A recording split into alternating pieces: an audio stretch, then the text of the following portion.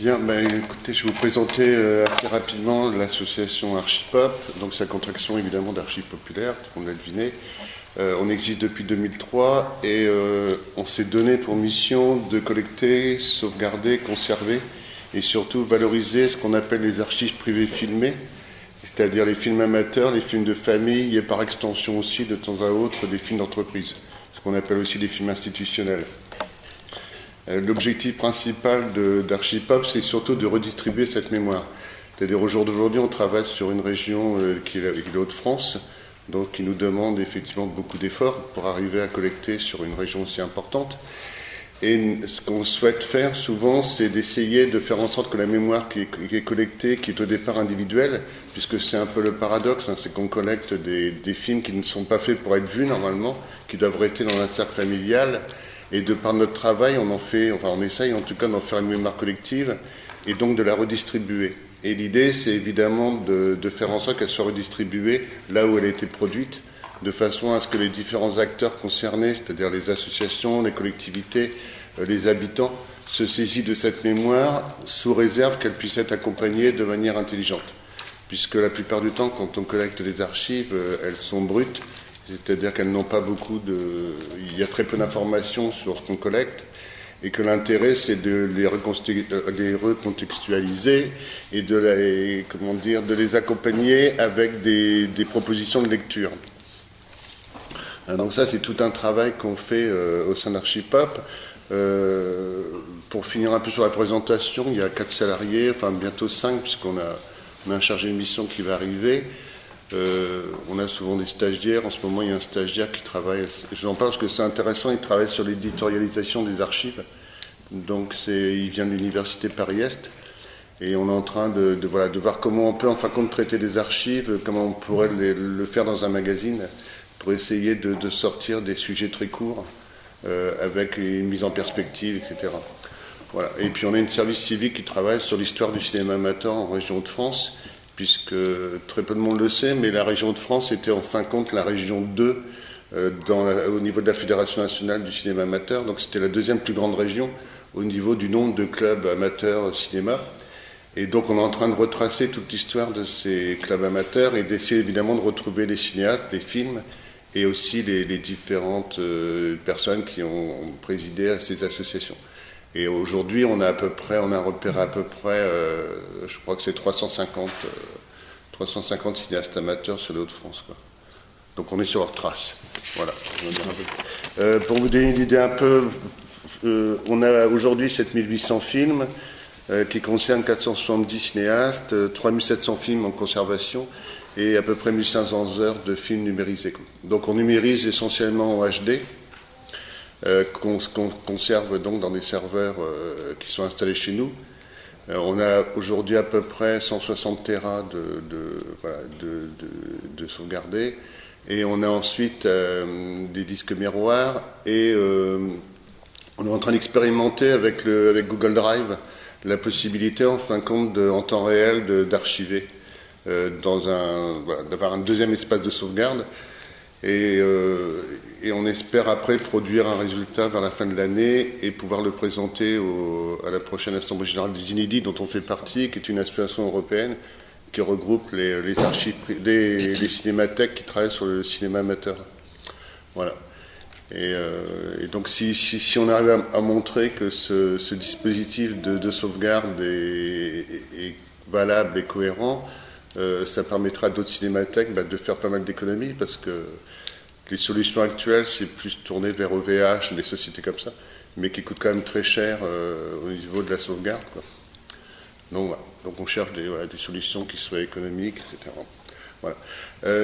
Par rapport à la parole filmée, au niveau d'Archipop, elle se situe principalement dans le complément d'information par rapport à des films collectés.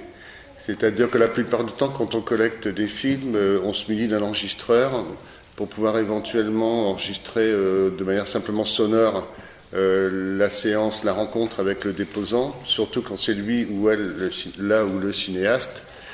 Et ensuite, quand on revient avec les images, puisque le travail d'indexation et de documentation, c'est la partie la plus importante du travail, c'est d'essayer donc de rendre intelligentes ces images. Donc dans ces cas-là, on travaille sur la parole filmée, c'est-à-dire qu'on enregistre effectivement le déposant. Ça nous arrive de le filmer, mais assez peu. Et éventuellement, alors je vais essayer de vous montrer peut-être un aperçu, mais on a réalisé par exemple un travail avec Gilles Defac, là, qui est le directeur du Prato à Lille, et qui est en fin de compte, les parents de Gilles Defac étaient les gérants du cinéma Le Mignon Palace à Fréville-Escarbotin, dans le Vimeux industriel. Donc pour ceux qui ne savent pas, le Vimeux, ça se trouve en baie de Somme, enfin près de la baie de Somme. Et voilà, donc c'est une région qui est essentiellement axée sur la serrurerie et la robinetterie. Et donc les parents de Gilles Defac tenaient un cinéma. Et donc on a retrouvé Gilles Defac, pas mal de temps après avoir récupéré des films sur lesquels on voyait la vie du Mignon Palace, qui était à l'époque une salle de cinéma qui faisait en même temps salle de spectacle, salle de boxe, etc. Et donc il a accepté de venir pour une projection. Et à cette occasion, donc, on a réalisé un enregistrement de Gilles Defac. Donc il, pour nous, là, est un moyen, en fin de compte, de mettre en perspective des archives qui sont au départ un peu brutes, sur lesquelles on a quelques informations, mais évidemment d'avoir un témoignage direct d'une personne qui a vécu avec ses parents dans ce lieu. Voilà, ça donne toute sa dimension, quoi. Mais donc c'est pour montrer un peu ce qu'on peut faire, voilà, au niveau de la parole filmée, mais là évidemment on donne une lecture partielle des documents d'archives, quoi, puisque évidemment lui il a vécu d'une certaine manière et tout, et donc là, son ressenti par rapport à cette salle et tout, voilà, c'est le sien. Mais on essaie en tout cas souvent d'avoir ce type de documents parce que il est vrai que le problème de l'archive brute, c'est que c'est très sympa souvent pour les personnes qui sont concernées directement ou indirectement, mais au bout d'un moment, ça devient très lassant, hein. C'est-à-dire parce que souvent, ce sont des films de famille, hein, donc c'est très sympa en petits groupes et tout quand on regarde ça. Après, quand on essaie de les rendre intelligentes et de leur donner un autre sens que celui qui était initialement prévu, ça devient beaucoup plus intéressant. Parce qu'on peut faire des recoupements, on peut comment dire, essayer de construire des discours, etc. Donc voilà. Là, je vais vous montrer sur le site, voilà, sur notre site internet. La deuxième chose qu'on fait au niveau de la parole filmée, c'est essentiellement sur des projets qu'on mène dans les quartiers. Parce que ce que j'ai oublié de dire, c'est qu'on travaille beaucoup dans le cadre de projets de territoire.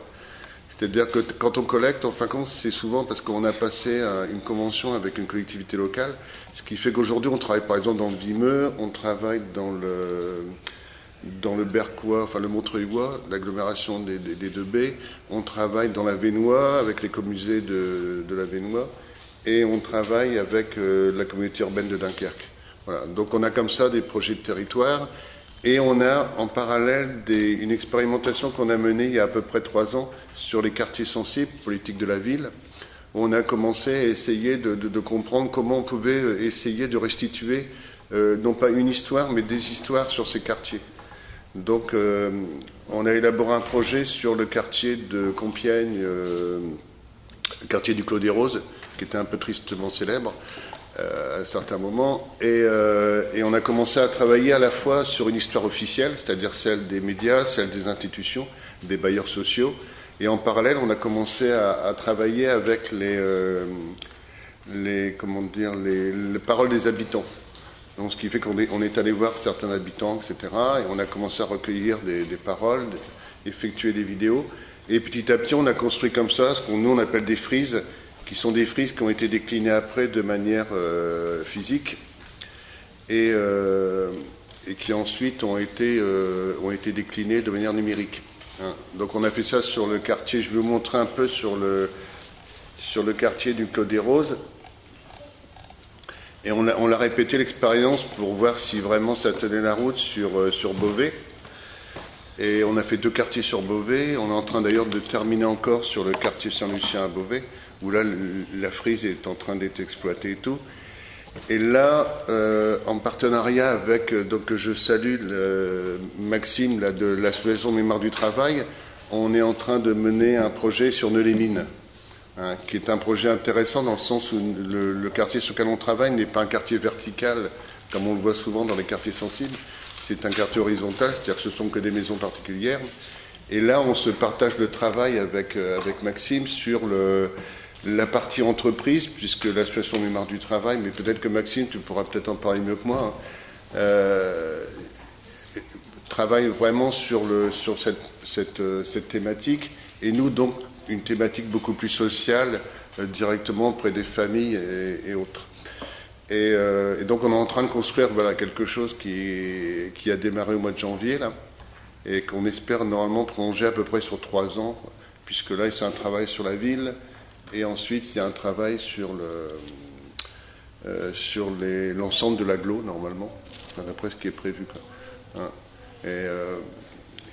Et avant de céder peut-être la parole à Maxime, peut-être pour présenter un peu ce que tu fais, parce qu'on travaille beaucoup ensemble au niveau justement de cette capture de mémoire et tout.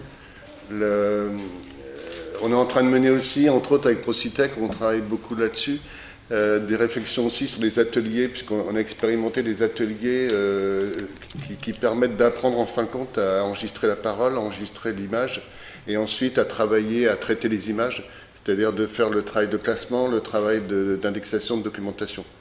Donc prochainement, vous verrez certainement apparaître des propositions d'ateliers qui permettront aux associations, aux institutions qui travaillent autour du patrimoine de pouvoir éventuellement s'inscrire dans ce type de démarche, quoi. Et on l'a expérimenté déjà avec 2 associations et ça s'est très bien passé, quoi. Et parce qu'il y a une demande par rapport à ça. Donc nous, on a une partie de l'expertise, mais on fait appel à des intervenants différents, aussi bien sur le traitement, enfin le fait de, comme il y a eu Caroline là, qui est intervenue hier, là, qui travaille avec nous, donc sur les prises de vue, sur le son, etc. Mais c'est pareil aussi on travaille avec une documentaliste sur l'indexation des images, sur la documentation, et y compris après aussi une réflexion sur les entretiens, c'est-à-dire quand on mène un entretien, la différence entre enregistrer simplement un témoignage, s'intéresser à une captation, par exemple, c'est-à-dire si on veut capter un geste ou capter, je ne sais pas, une conférence, un guide qui fait souvent on a des personnes dans les communes qui font des visites guidées, qui sont des personnes bénévoles, dont on sait très bien que quand elles vont disparaître, tout le savoir qu'elles ont en elles, etc., sera perdu. Donc comment on fait, je veux dire, pour essayer de garder en mémoire cette partie-là. Voilà. Donc je vais m'arrêter parce que j'ai trop parlé. Et Maxime, si tu veux peut-être présenter un peu Mémoire du Travail. Ouais, Maxime de l'association Mémoire du Travail. Une association qui est située à Lille et qui est désormais depuis une petite année maintenant gentiment hébergée ici aux Archives nationales du travail, donc bureau du. Pour revenir sur le projet Mémoire des quartiers qu'on mène avec François, c'est un projet sur lequel nos deux structures se sont associées pour mutualiser nos compétences. François vient d'expliquer une excellente expertise, une excellente expérience sur tout ce qui est collecte de mémoire, mémoire des quartiers, mémoire sociale. L'idée de s'être associé, c'est que nous, à Mémoire du Travail, on est davantage spécialisés dans, comme son nom l'indique, l'histoire du travail, le patrimoine lié au travail. Et sur le territoire de Neuilly-les-Mines, sur lequel c'est un territoire sur lequel une grande partie de la ville est classée, où les quartiers sont inscrits en politique de la ville et où l'histoire du travail a forcément forgé l'urbanisme et a forgé la mémoire du quartier. L'association de deux structures tombe bien pour conduire ce projet et donc, comme le disait François, on l'expérimente sur 1 an d'abord à l'échelle de Neuilly-les-Mines et ensuite on va l'élargir sur l'échelle de l'agglo, mais rapidement je pouvais dire le projet commence. Si parmi vous, je lance un petit appel, le 27 juin, on fait notre toute première réunion à Neuilly-les-Mines sur ce projet-là, donc si certains parmi vous ont des liens, des documents liés à l'histoire du travail de Neuilly-les-Mines, on sera présent le 27 juin là. Voilà. Donc simplement, avec le studio Frise, on va voir grand-chose. Alors le principe, c'est que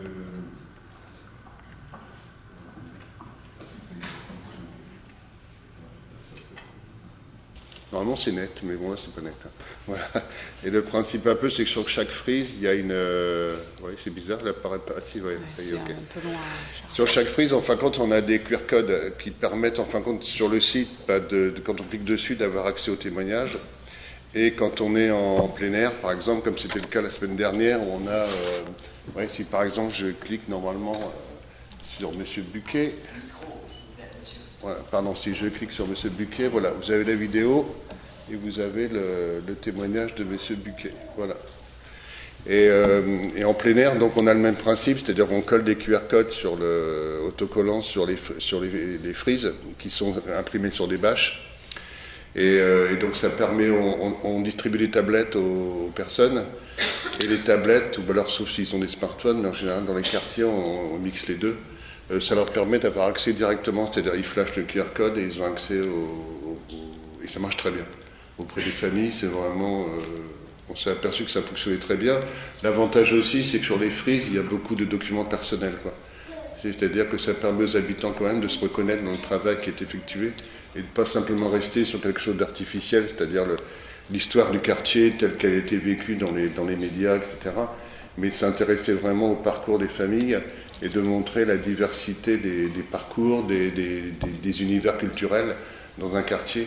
Et souvent, ça aide à ce qu'on appelle le rapprochement, enfin bon, voilà, tous les mots-clés qu'on utilise dans ces cas-là, quoi.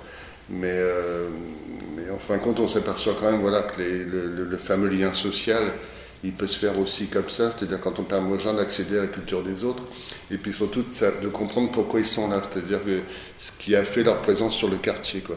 Et souvent, dans un quartier, on ne sait pas, je veux dire, déjà on ne sait pas très bien ce que font nos voisins, mais dans un quartier, souvent, on ne sait pas voilà, d'où viennent les gens, quoi. Et donc le fait de montrer ces parcours-là, ça permet d'accepter plus facilement peut-être, et puis de se dire qu'il y a peut-être certainement des choses à échanger, quoi. Voilà, je vais arrêter parce que...